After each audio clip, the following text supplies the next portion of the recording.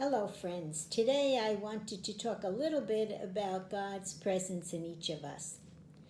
God's presence, much to our frustration and loss of patience sometimes, is something that lies quiet and seemingly helpless inside of us. As a result, sometimes we tend to misunderstand the dynamics of faith and find ourselves trying to ground our faith on something that is loud and dramatic. We are forever looking for something beyond what God gives. But we should know that from the very way God was born into our world, simply, quietly, poorly, that faith needs to ground itself on something that is quiet and undramatic. Jesus was born into our world with no fanfare and no power. Then, during his ministry, he never performed miracles to prove his divinity, but rather he did them as acts of compassion or to reveal something about God.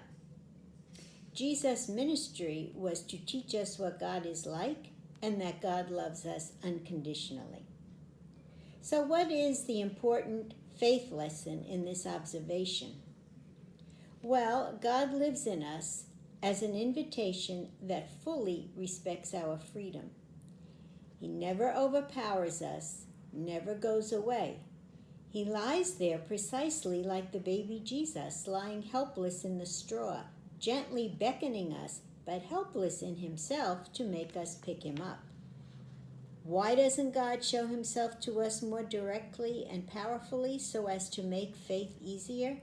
Definitely a fair question. There is no fully satisfying answer. If there were, we would not need faith. The answer we do have, though, lies in an understanding of the manner in which God shows himself in our lives and in our world. God never tries to overwhelm us. God, more than anyone else, respects our freedom. However, God lies everywhere. In addition to God's presence in the church through the sacraments and his sacred word, God is inside us and around us with a quiet, gentle nudge that we could easily miss. If we try to become more and more aware of God's indwelling and we draw upon it, it becomes the ultimate stream of love and energy for our lives. I pray that each of us will become more and more aware of the gifts of God's life and gentle nudge within, his gift of grace. God bless.